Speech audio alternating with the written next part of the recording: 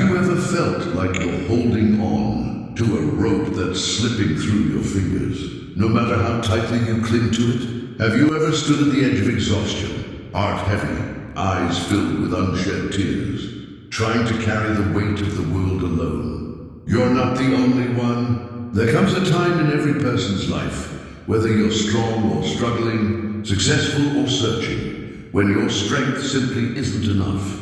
It doesn't mean you're weak. It means you're human. And in that very moment, when the burden grows too great and the answers seem too few, that's when God steps in. If you've ever needed to hear this, now is the time. Let's talk about what it really means to put everything, yes, everything into God's hands. There comes a time in life when you realize that your strength, no matter how determined or disciplined, is not sufficient. You've tried to hold it all together, your family, your job, your emotions, your future. You've put on a brave face, smiled when you wanted to cry, pushed forward when your soul begged for rest. But the harder you grasp, the more things slip through your fingers. It's like trying to hold water in your hands.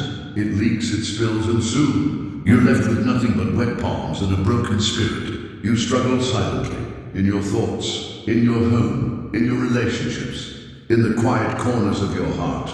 You do all you can to fix what's broken, to mend what's torn, to meet every expectation. And yet, despite your best efforts, you hit a wall. That wall whispers, you can't do this alone. That moment isn't your defeat. It's your divine invitation to surrender. Because there is a set of hands stronger than yours, more loving than yours, more capable than yours. They are God's hands. From the moment we take our first breath, we're taught to stand on our own. We learn independence early, how to walk, talk, fight for our place. Culture applauds self-sufficiency. You got this. Push through. Never show weakness. But life has a way of humbling even the strongest. Maybe you're facing an illness that medicine can't cure, a betrayal that shattered your trust, a financial hole that grows deeper with every step, or maybe, and this is the hardest, a hollow emptiness in your soul, a longing that no success, no relationship, no possession has ever been able to fill. So what do you do when you've done all you can? Do you keep pushing until you break? Or is there another way?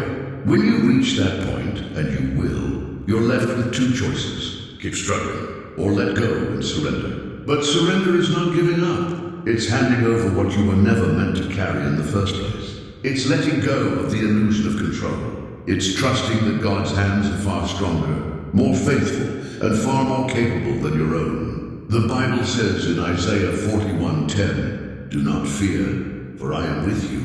Do not be dismayed, for I am your God. I will strengthen you and help you. I will uphold you with my righteous right hand. These aren't just poetic words. They are promises, alive, active, and everlasting. No matter what storm you're in, no matter how weak you feel, his hands are mighty to sustain you. He doesn't sleep. He doesn't falter. And he never fails. Think about this. The same hands that created galaxies, that shaped the mountains and painted the oceans, the same hands that formed you in your mother's womb. Those are the hands holding you right now. Let that sink in. You are not being carried by weak arms. You are being held by the creator of the universe. So why are you still carrying burdens he never asked you to carry? Some of you have spent years trying to control everything. People, outcomes, timelines. You've manipulated situations, micromanaged your life, and fought to keep it all together. But ironically, the more you try to control, the more chaotic it becomes. Why? Because life wasn't meant to be carried alone. Picture this. A small child struggling to carry something far too heavy. He tries with all his might. He stumbles, he cries, he falls. But the moment he places that burden in his father's arms, the struggle ends. The father doesn't mock his weakness. He smiles, and with strength the child could never have, he lifts it effortlessly. That's the image God gives us. He's the loving Father waiting for you. Yes, you can stop fighting and simply place it all in his hands. To surrender to God is not weakness. It is the boldest act of faith. The world shouts, keep hustling! Fight harder! Never stop. But God whispers something different. Be still and know that I am God. Psalm 46:10. He's not asking you to figure it all out. He's not asking you to solve every problem. He's asking you to trust, to breathe, to let go. You don't need to carry tomorrow's burdens today. You don't have to pretend to be strong when you're falling apart inside. God's hands are big enough, strong enough, and faithful enough to hold every piece of your life, even when it feels like it's breaking. When you truly grasp the strength of God's hands, fear loses its grip. You stop living in panic over what you can't control. You stop losing sleep over what you can't fix. You stop wearing yourself out trying to play the hero of your own story. Instead, you begin to rest, to trust, to breathe in the peace that only God can give. The same God who holds the stars in place holds you. And here's the beautiful thing. God's hands are not just powerful, they are tender. They are the hands that lift you when you fall, that wipe away your tears, that steady you when your world is spinning, that reach out when you're sinking. They are the hands that shattered chains, that bore nails for your freedom, that will never let you go. So, friend, what are you holding on to today that God is asking you to release? A fear? A hurt? A burden too big to bear? You weren't made to carry it alone. You were made to walk hand in hand with your Creator. Let today be the day you stop striving and start surrendering. Let this be the moment you choose rest over struggle, faith over fear, and trust over turmoil. Put everything, yes, everything, into God's hands, and watch what only He can do. We just reflected on the strength and tenderness of God's hands, how they hold us when we fall and carry us when we're weak. Now let's go deeper. Let's talk about what happens when you stop clinging to your own strength and actually place your burdens in His hands. What would that look like for you if you truly let go? These are the very same hands that open doors no man can shut. The hands that make a way where there seems to be no way. The hands that provide even when your resources have run dry. His hands are mighty, mighty to save, mighty to heal what feels permanently broken, mighty to restore what you thought was lost forever. So let me ask you, why are you still carrying burdens that were never yours to bear? Why are you still worrying about problems He has already promised to handle? Why are you exhausting yourself trying to fix what only God can fix? His hands are stronger than yours. His wisdom is deeper than yours. His power far exceeds anything your mind could ever comprehend. And here's the truth. The moment, the exact moment, you choose to let go of your burdens and release them into His hands. That's when you will finally truly experience peace. Not a momentary relief, but a peace that goes beyond logic. A stillness that calms the storm inside your soul. Trusting God, real trust, is one of life's greatest challenges. Because it demands something most of us are uncomfortable with. Letting go. We hold on tight to our plans, our anxieties, our dreams, even our pain. Why? Because somewhere deep inside, we believe that if we just try hard enough, if we just stay in control, then everything will work out. But true trust doesn't look like clenched fists. It looks like open hands. It looks like saying, God, I don't understand, but I trust you anyway. Letting go is difficult. It pushes against our instincts, against everything we were taught growing up. From the time we're small, we're encouraged to take control, to work hard, to push through adversity, to force doors open, to make things happen. And while perseverance and effort are important, they have limits. Eventually you reach a point where your strength ends. And that's precisely where trust begins. No matter how determined you are, no matter how smart, strategic, or resourceful, there are some things in life that you simply cannot manage on your own. Some things only God can handle. And if you're honest, you probably already know that. Many people say they trust God, but after they pray, they pick their burdens right back up and carry them through the rest of the day. Worrying, planning, panicking. They ask God to open doors, but if it doesn't happen quickly, they try to force it open themselves. They say they've surrendered, but deep down, they're afraid of what surrender might bring. What if I lose control?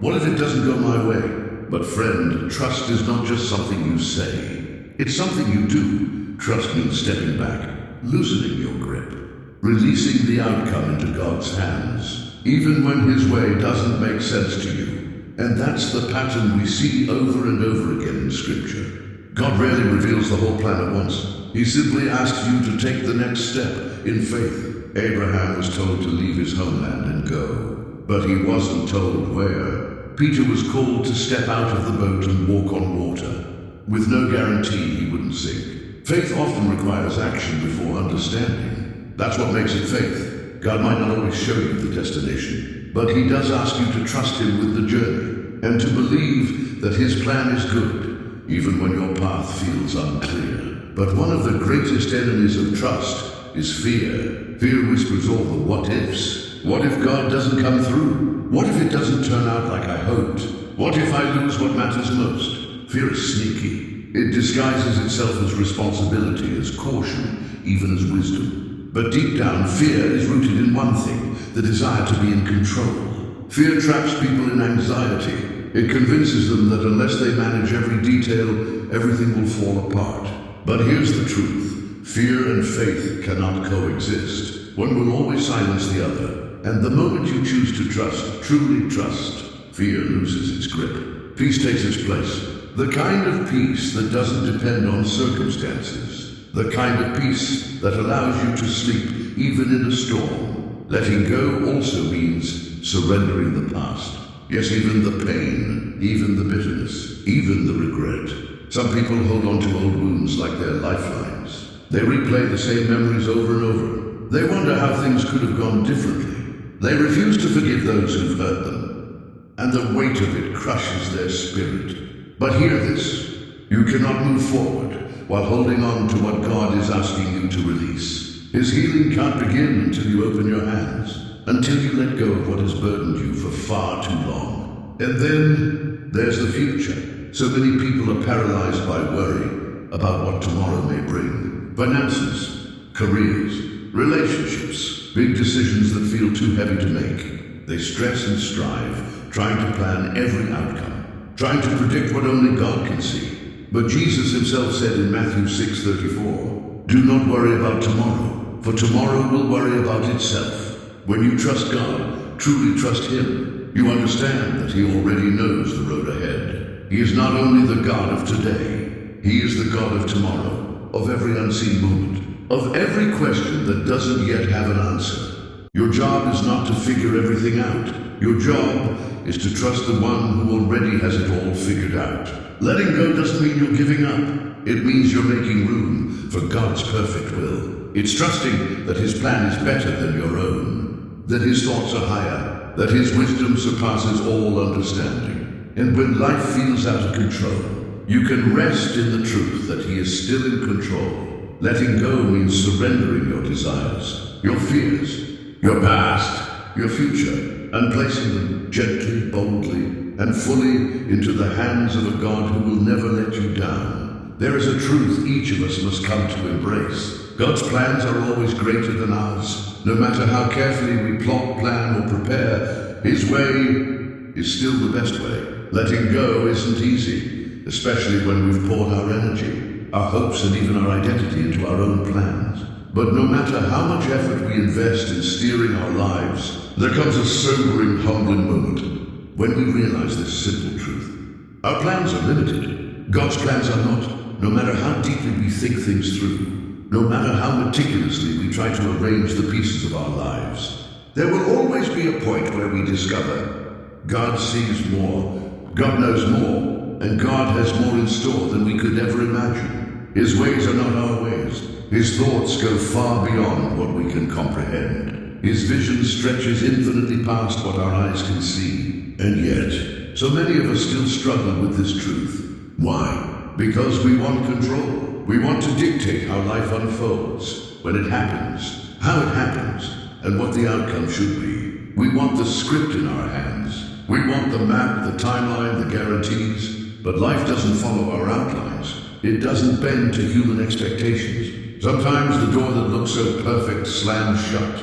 Sometimes the opportunity we longed for slips through our fingers. And sometimes what we feared the most enters our lives. Uninvited, unexpected, unwelcome. In moments like those, it's easy to question God, to wonder, why, Lord? Where are you in this? Why would you allow this? It's easy to doubt whether he's still leading us. to feel lost, to feel abandoned, to feel confused. But faith doesn't require full understanding. Faith is not about having every answer. It's about trusting, even when nothing makes sense. It's believing that God's plan is still greater, even when it's hidden. Look at Joseph, a man who had dreams of greatness given by God himself.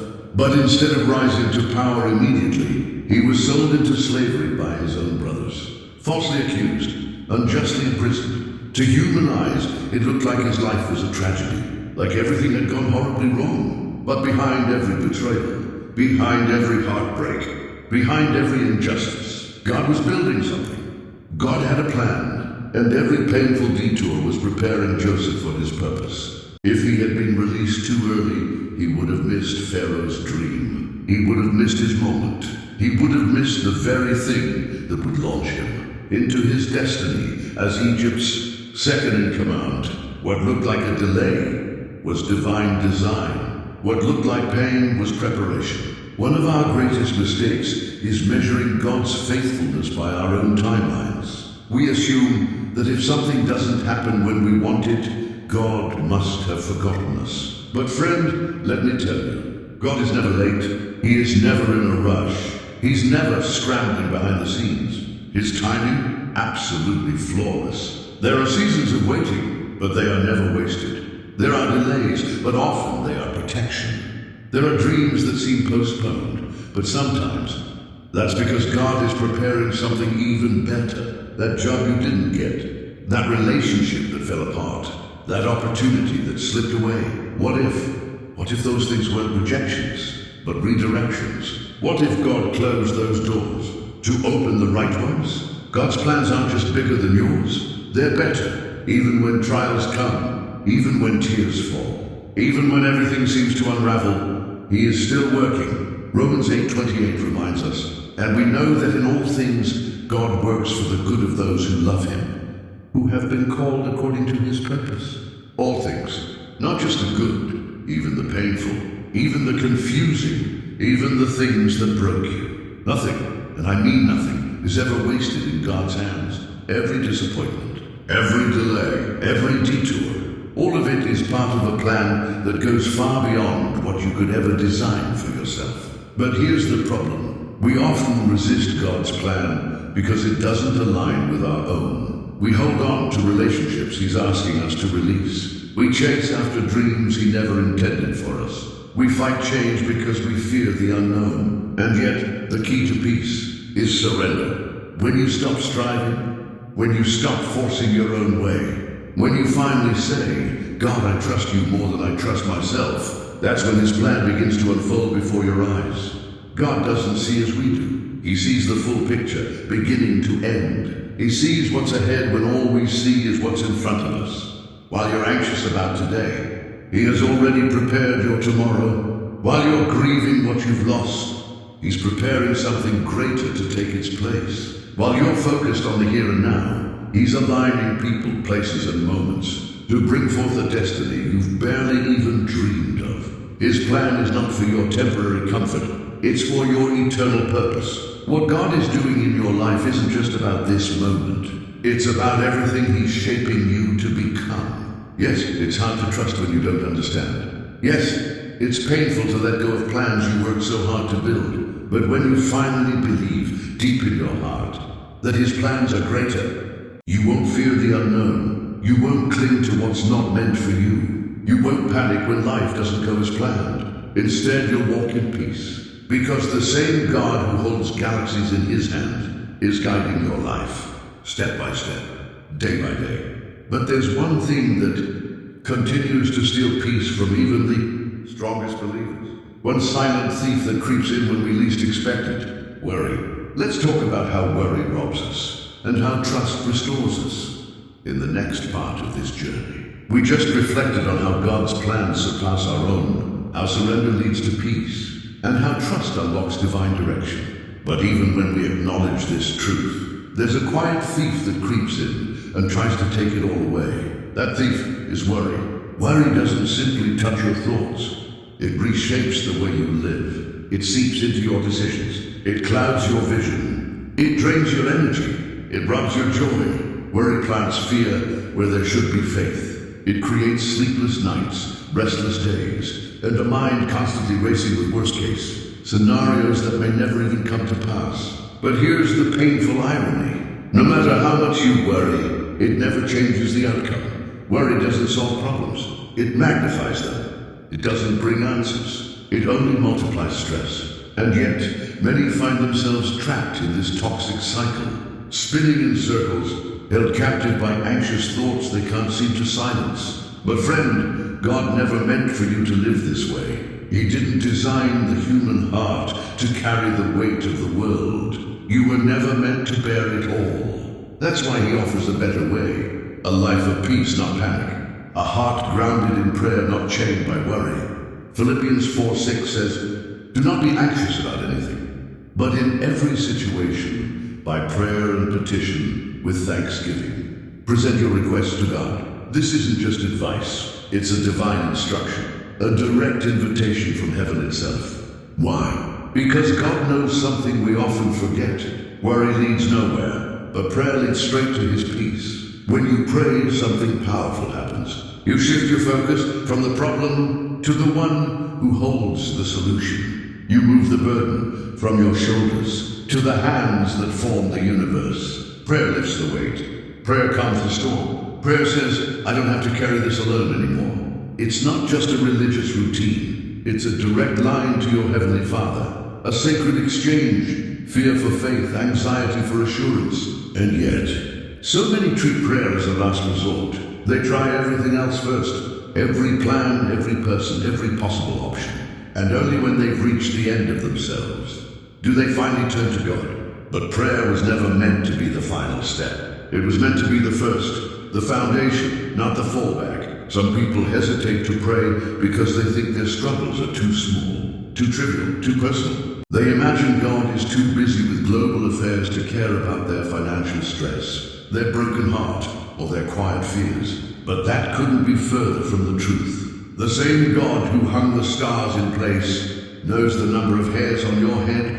The same God who governs nations sees the tears you cry in silence. He cares deeply, intimately. No problem is too big for him to handle, and no concern is too small for him to notice. He invites you, not just to bring him the big things, but everything. Every fear, every need, every hope, every unanswered question. Worry is a sign, not just of stress, but of misplaced trust. It reveals that you're relying more on your own ability than on God's strength. It whispers, I'm not sure if God will take care of this. But every time you choose to pray instead of worry, you are declaring, I trust that God is in control. Because faith and worry cannot occupy the same space. One will always push out the other. And the more you pray, the less room worry has to grow. Prayer doesn't always change the circumstance immediately, but it always changes you. When you pray, something shifts. You begin to see differently. You stop magnifying the problem and start magnifying God. Prayer turns panic into perspective. It replaces anxiety with assurance. It takes the uncertainty of life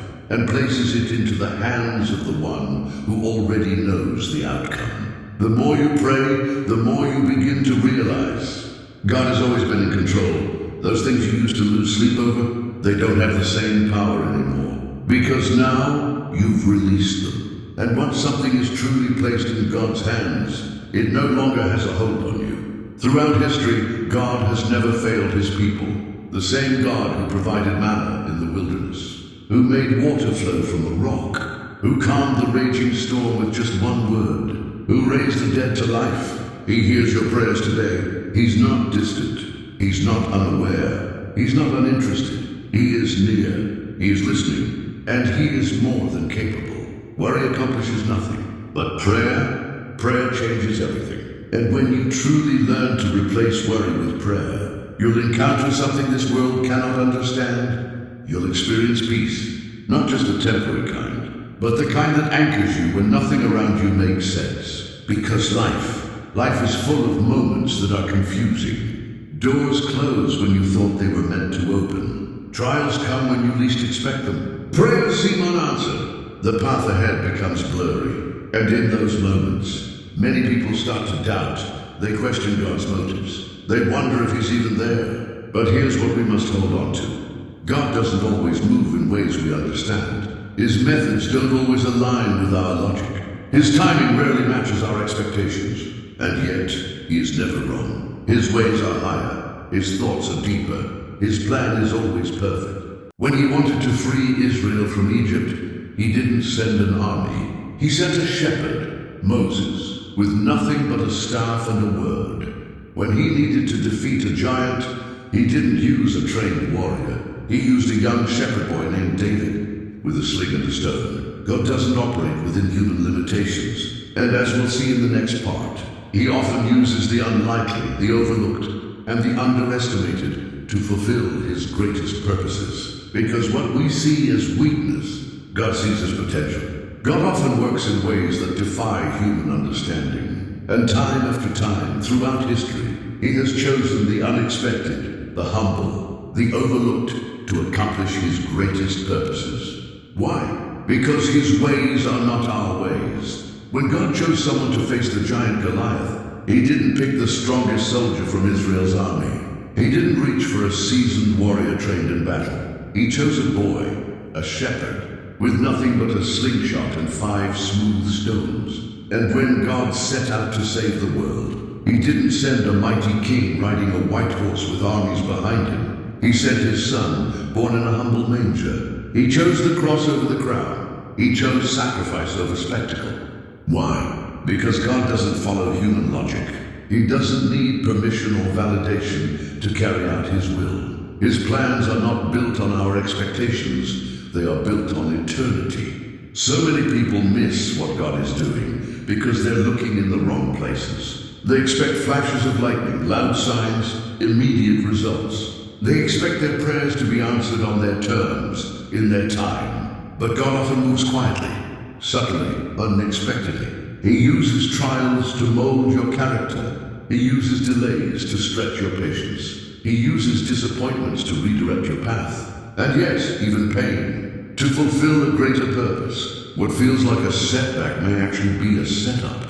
What seems like rejection may be God's protection. What looks like an unanswered prayer might be him, preparing something far better than you asked for.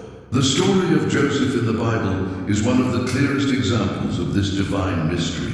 Joseph had God-given dreams, dreams of influence, dreams of purpose. But instead of immediately rising to power, he was thrown into a pit by his own brothers, sold as a slave, falsely accused, unjustly imprisoned. If anyone had a reason to doubt God's plan, it was Joseph. But behind the betrayal, behind the silence, behind every locked door, God was still working. Every hardship shaped him. Every delay positioned him. Every closed door was part of the route to his ultimate assignment. And when the time was right, not a moment sooner, not a second too late, Joseph was elevated to power in Egypt. And the same brothers who once betrayed him now stood before him in need. Looking back, Joseph saw clearly. What was meant for evil, God used for good. God's mysterious ways often make the most sense in hindsight. In the middle of the storm, it's hard to see his hand. In seasons of silence, it's hard to trust his heart. But for those who remain faithful, the pieces eventually come together. That job loss that devastated you, it made room for something better. That relationship that ended unexpectedly, it opened the door for the right one. That door that closed in frustration, it may have saved you from years of pain. Faith isn't about seeing the full picture. Faith is believing God is at work, even when you can't see a thing. It's choosing to trust when every sign points the other way. It's clinging to his promises when nothing seems to align. God's ways may be mysterious, but they are never meaningless. He sees what we cannot. He knows what we do not. And he is always arranging something far greater than what we could imagine. He's never early, never late, never wrong. What confuses you now, one day will make perfect sense. Because God is always in control, even when your life feels like it's spinning off course. This is where faith meets its greatest ally, patience. You cannot walk by faith without learning to wait. And you cannot develop patience without trusting God's timing. But we live in a world that values speed, instant answers, quick breakthroughs. immediate results. So patience, it often feels like weakness. But in God's kingdom, patience is a supernatural strength. His plans often require waiting, not to harm you, but to prepare you, to shape you, to align things perfectly. The question is, will your faith stand firm in the waiting, or will impatience breed doubt? Waiting isn't just about time, it's about trust. It's not just how long you wait, but how you wait. Some say they trust God, but grow restless as the days drag on. They grow frustrated, question his plan, and sometimes they take matters into their own hands. But real faith stands firm. Real faith says, I don't see the answer yet, but I know God is working. True patience is not passive. It's active trust. Choosing to believe, choosing to stand, choosing to wait with hope. Look at Abraham. God promised he would be the father of many nations. But the years passed and nothing happened. He wrestled with doubt, and eventually he tried to help God by having a child with Hagar. But that shortcut only brought struggle. Yet God's promise was never forgotten. At the perfect time, not too soon, not too late, Isaac was born. The delay was never a denial. It was part of the divine process. Had Abraham waited patiently, he could have avoided unnecessary pain. That's a lesson for us all. When we try to rush God, we often create messes we were never meant to clean up. But when we wait in faith, even through silence, delay, and uncertainty, his perfect plan unfolds in perfect peace. Up next, we'll explore how to endure the waiting with confidence and discover what it truly means to rest in God's timeline, not ours. Waiting on God is never easy. We've seen how patience strengthens faith. But what happens when time stretches longer than we expected? And heaven remains silent? That's where faith is refined. The human heart longs for certainty. We want answers now. We want signs, confirmations, a glimpse that things are moving. And when nothing seems to change, when days turn into weeks and prayers feel like echoes, doubt begins to whisper, what if God has forgotten me? What if this prayer will never be answered? But faith, real faith, silences those doubts. Faith says, God is faithful. He has never failed, and he will not start now. Faith is what kept Noah building the ark, even when the skies stayed clear. Faith is what kept Joseph trusting God, even while shackled in a prison cell. Faith is what kept Moses leading a nation, even when they stood blocked by the Red Sea. In every case, patience was required before the promise was fulfilled. The breakthrough didn't come in an instant, but it came. One of the greatest tests of faith comes when God seems silent.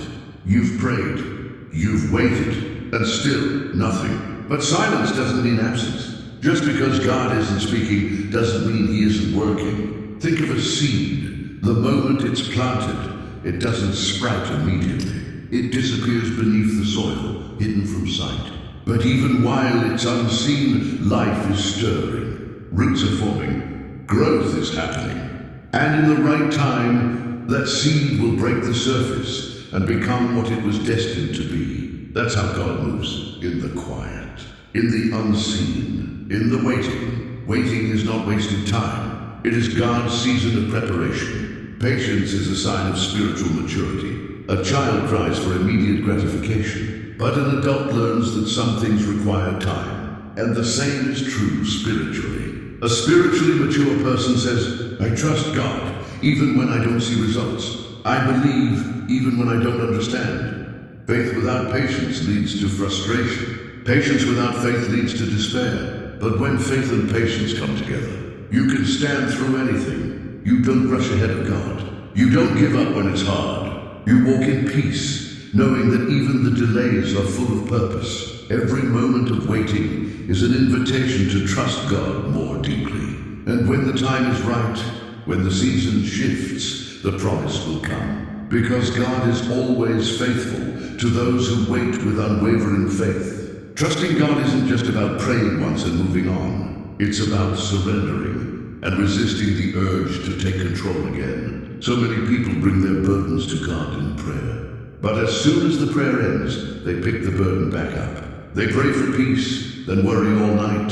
They ask God to take control, then try to manipulate outcomes. But true faith doesn't just place something in God's hands, it leaves it there. Surrender is one of the hardest acts of faith. Why? Because human nature craves control. We want to fix the problem. We want to find the answer. We want to know when, how, and why everything will happen. But faith demands something different. It says, God, I give this to you, because you are wiser than I am, because your power exceeds my own, because your plan is better, even if I don't understand it yet. Faith accepts that God's ways are higher, even when they don't make sense. Still, many struggle, not because God isn't speaking, but because fear drowns out his voice. They wonder, is God really listening? Will he actually come through? They start to focus more on the problem than the promise. And even after praying, they begin to worry again. The moment you take your problem back into your own hands, you remove it from God's. You step out of peace and into anxiety. You let fear replace faith. But Scripture is clear. 1 Peter 5:7 says, cast all your anxiety on him, because he cares for you. Notice that word cast. It doesn't mean to gently place. It means to throw it off, to release it completely, to let go and leave it. God doesn't want his people carrying burdens that were never meant for them. He invites you to release, not manage those burdens, to place them in his hands where they belong. Abraham had to learn this lesson firsthand. God promised him a son. He believed, but as years passed with no child, he grew impatient. He and Sarah tried to take control. They attempted to fulfill God's promise their own way, through Hagar.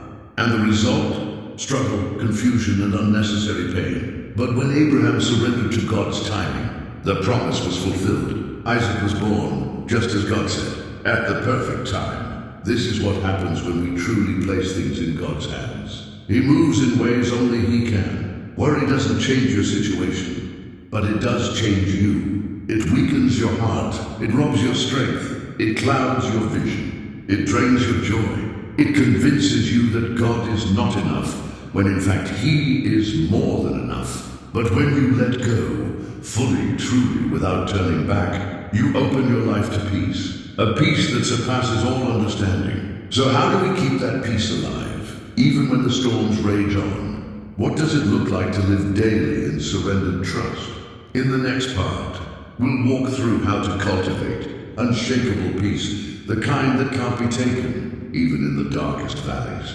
We've spoken of faith, of waiting, of surrendering your burdens into God's hands. But now, let's come to the heart of it all. Peace, not the kind the world offers, but the kind that makes no sense, and yet changes everything. Philippians 4:6-7 declares this powerful truth. Do not be anxious about anything, but in every situation, by prayer and petition, with thanksgiving, present your requests to God, and the peace of God, which transcends all understanding, will guard your hearts and your minds in Christ Jesus. This is not just a comforting verse. It's a promise, a divine assurance. When you truly trust that God is in control, when you bring your worries to him and leave them there, peace comes.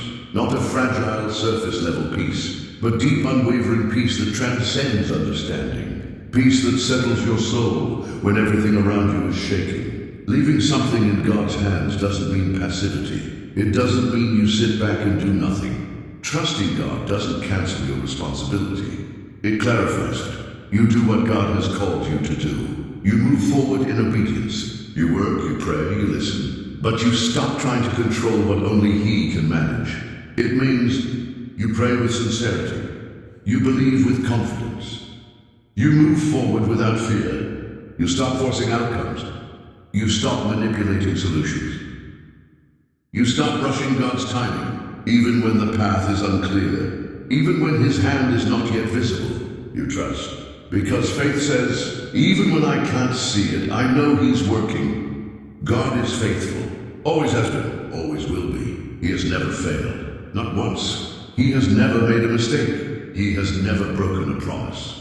So when you place your burden, your dream, your heartbreak, your prayer into his hands, you are placing it in the safest, wisest, most powerful place it could ever be. There is no safer place, no stronger hand, no wiser plan. And when you truly surrender and refuse to take it back, that's when you'll witness God move in ways that only he can. in ways that defy human effort, human logic, and human timelines. So if you're going to place something in God's hands, leave it there. Surrender means letting go, for real. Letting go of every fear, every question, every what if. It means saying with a heart full of trust, God, I trust you, and no matter what.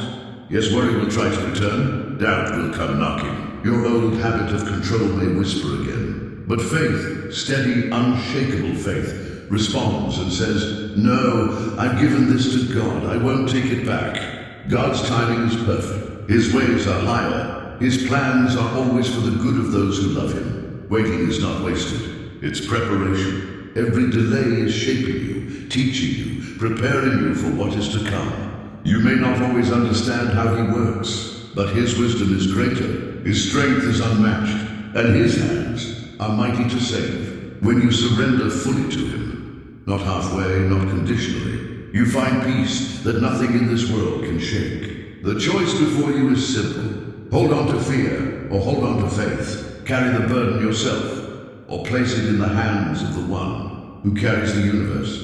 God is always at work, always faithful, always moving, even when you don't see it. So trust him, fully, completely, without reservation, and you will never be disappointed. If this message touched your heart, leave a comment below. I trust God completely. Share this video with someone who needs peace. Subscribe for more faith-filled messages to strengthen your walk.